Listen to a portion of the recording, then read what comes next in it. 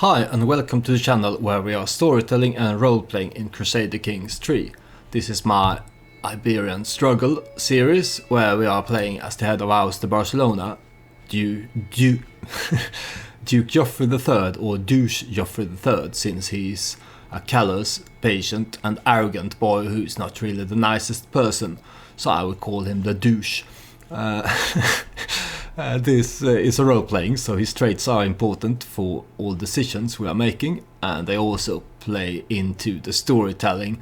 Storytelling is my way of enhancing the game and giving it more flavor by having written parts appear on the screen when I get inspired to do so during my playthroughs. So you'll just have to stick around and see what I mean by that if you're new to the channel. There's also I have this video 5 tips for CK3 role players that might give you a shorter introduction to my channel and what I'm doing here. So if you're curious, you can go watch that first. It's about 10 minutes long or something like that. Well, that being said, let's get into this war. We are doing a struggle clash against Al-Salk here. Because even though our overarching goal in this series is to end the Iberian struggle by ways of détente, we need to be a king to be able to do that, and even though my house will always strive for the détente ending, we will do so. We will not hurry it or try to play into the numbers here in this mechanic. We will do so by storytelling and role-playing. And Duke Geoffrey here, he's an arrogant boy, so he certainly believes that he should be a king, and to be a king he needs more land, so that's what we're doing here. This is my army. It's led by my vassal Count Dan, my best military man. He was also my tutor when my character was raised. He's now considered a young man. Here's an event involving the widow of my aunt, Jitte. I am leading a patrol when we spot a group of figures emerging from the darkness of night. Hooded cloaks obscure their faces, but by one's ungainly gait I recognize Jitte, my knight. My lord, whispers one of my men. They are deserting. What should we do? I can apprehend them immediately or let them go. No. Him being arrogant and callous surely thinks that if they are deserting, they should be arrested. I have a 77% chance of succeeding in this or becoming wounded. This Jitte here, he's probably deserting because his wife, my aunt, is dead, and he now doesn't see a reason to stick around, even though his daughter here is my cousin and court tutor. But here's the follow-up. After a short scuffle, the deserting soldiers are apprehended. Every soldier present, both loyal and not, know that punishment for this kind of betrayal can be harsh. The air is thick with anticipation and fear. My lord, Jitte meets my gaze with tired eyes. They are only children. We just want to go home. Right, so he's pleading to me, Jitte here. I can execute them, which will give me overworked soldiers, but also dread and a martial lifestyle perk, and will kill this Jitte here. Or I can say you will be scrubbing the latrines for months.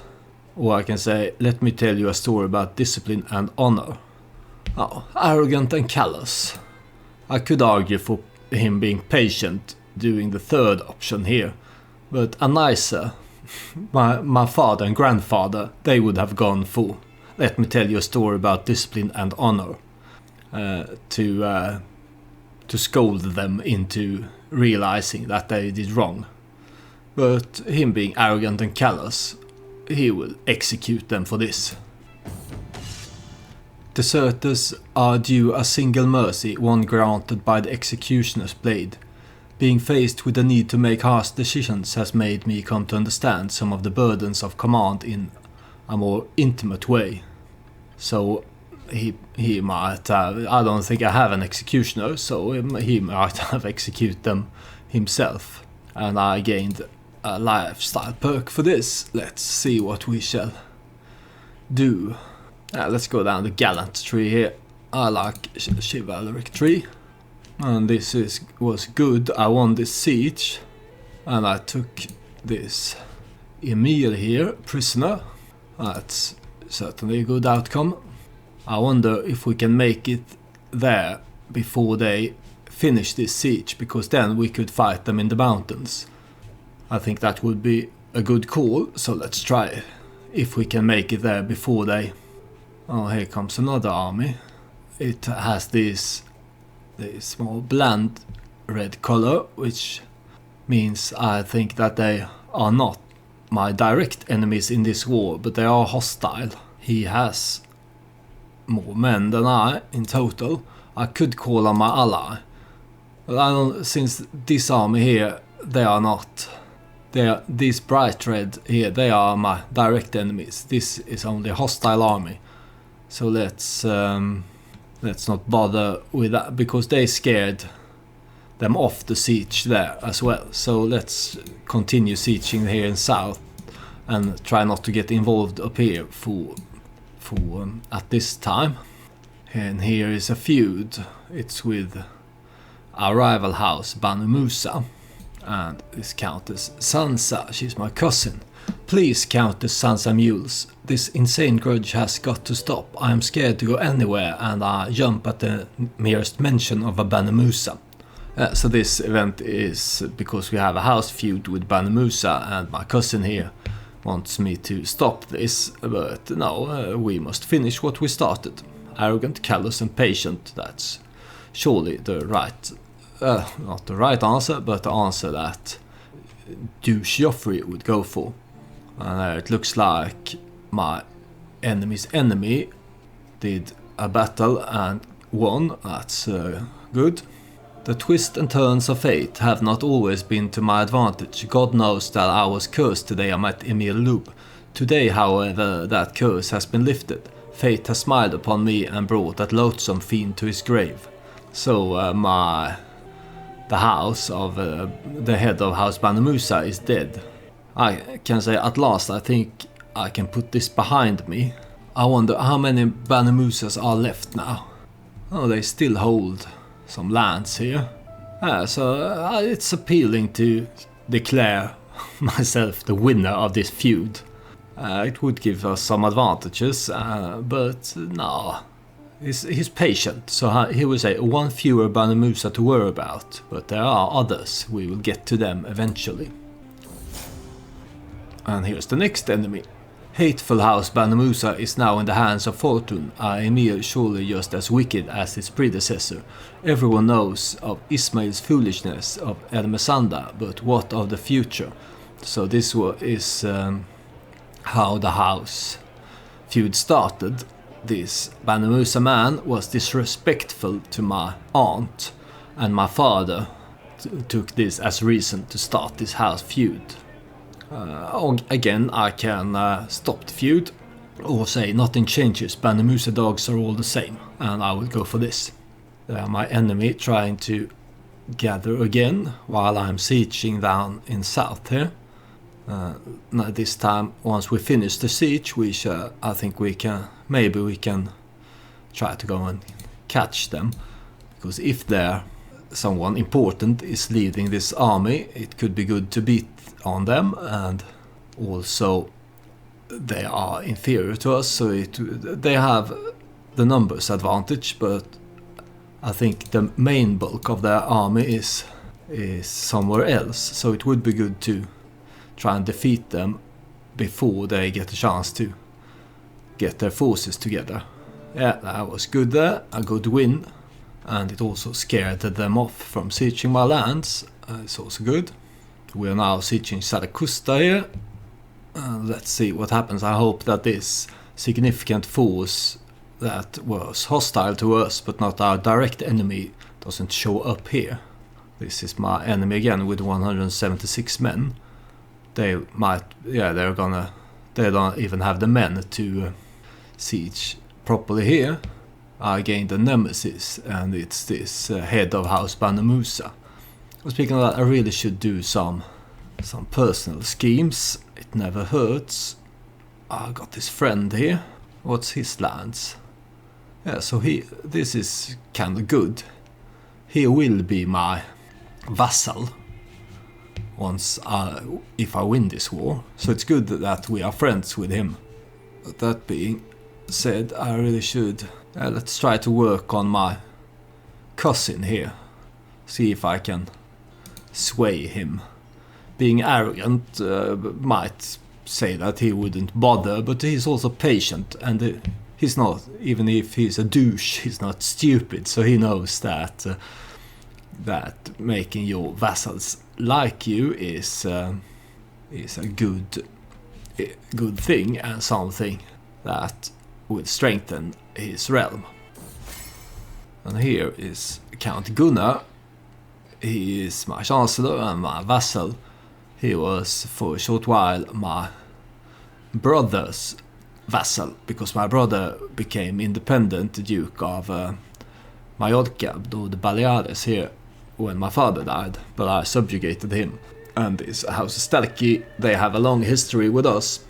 It was this Tordor, he appeared in my grandfather's court, a Viking raider, and he became a knight and then Count of Mallorca as a reward for his services.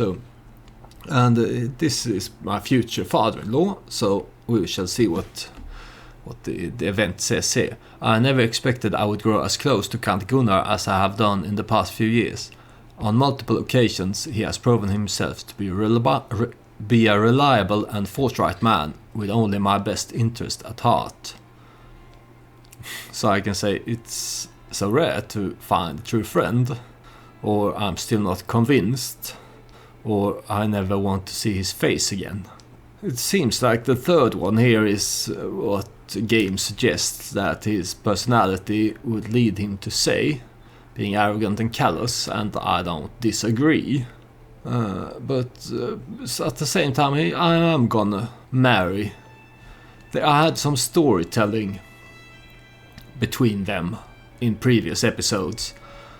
When he ascended to the ducal throne, Count Gunnar here came to him and offered his daughter's hand in marriage as kind of in return, because he wasn't too happy that my brother now was his overlord.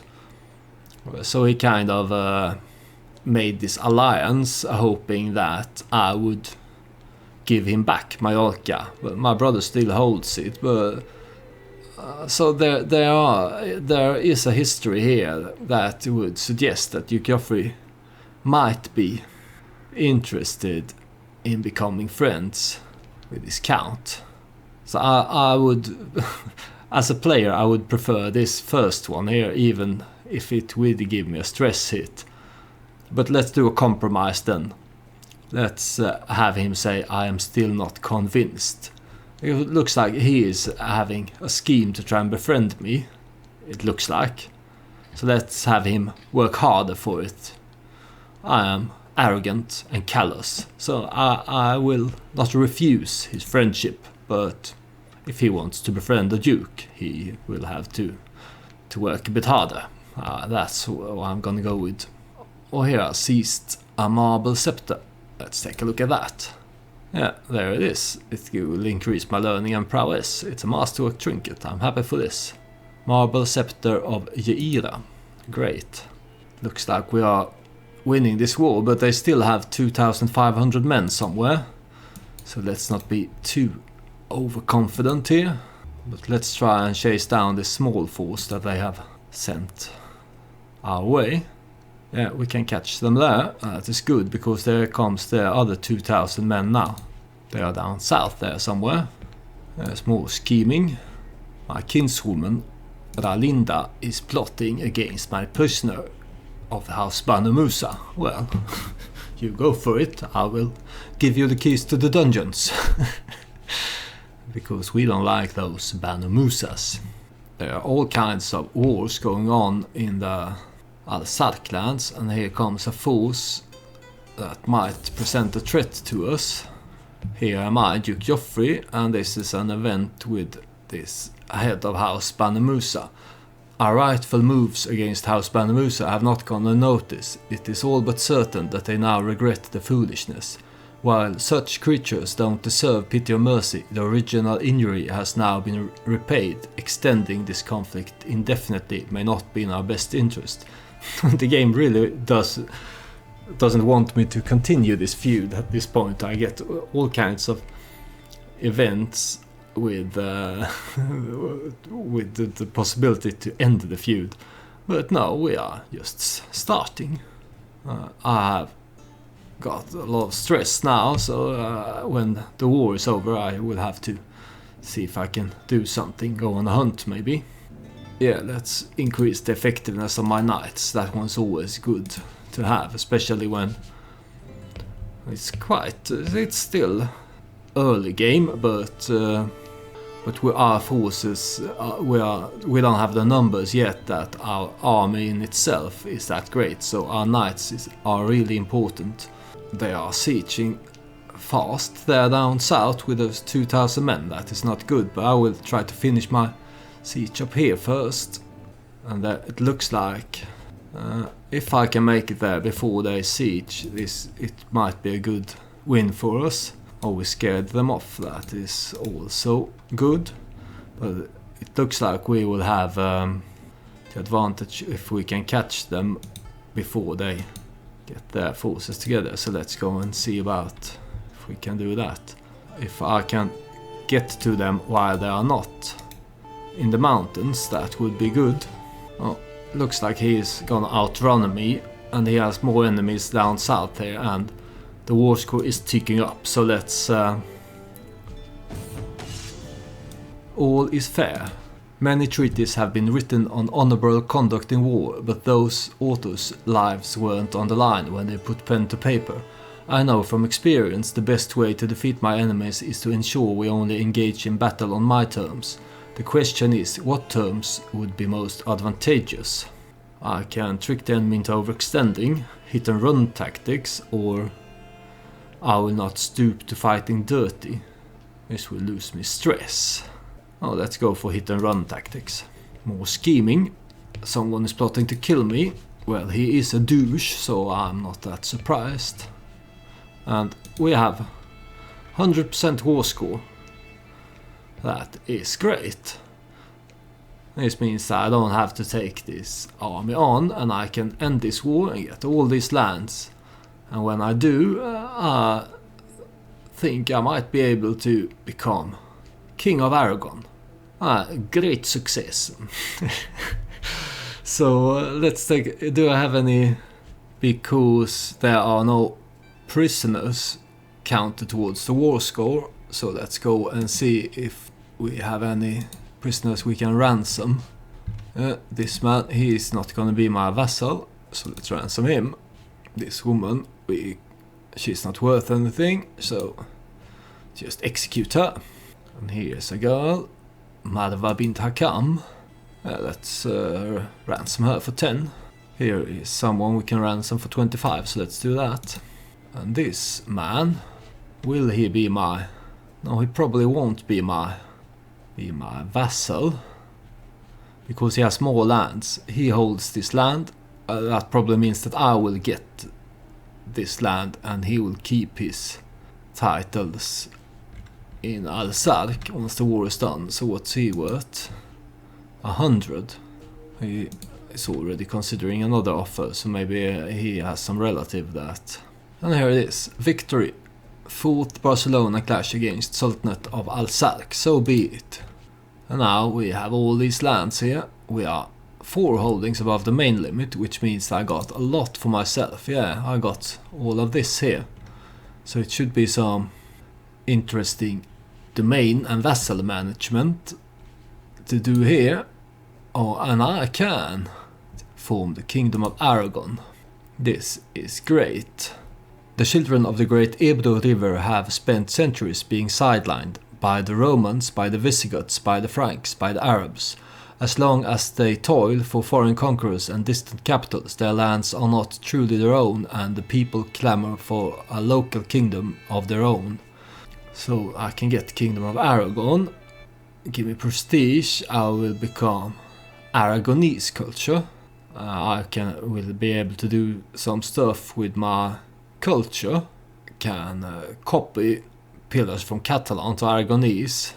There are some good things to come of forming this kingdom, but I think I will have to take a look at all this, forming the kingdom, managing my realm and such in the next episode, because it is time to end here. If you enjoy my storytelling and role-playing, a subscription to my channel is a great way to encourage me to continue, and it will also increase the likelihood that you will see when I upload new episodes. I try to upload this Iberian Struggles every Saturday, and my House Corp series on weekdays, Tuesdays and Thursdays is my aim. But since I'm doing this not to become, my aim is not to become great on YouTube. So I'm doing this for my own amusement. So I will, and I've got a lot of stuff to do in real life, with real life job, real life work, and relationships and such, so I will upload when I have the time for it. But I really appreciate to see that there are people out there enjoying my stuff, so thank you for that, and thank you for watching this episode. I hope I see you in the next one. Goodbye.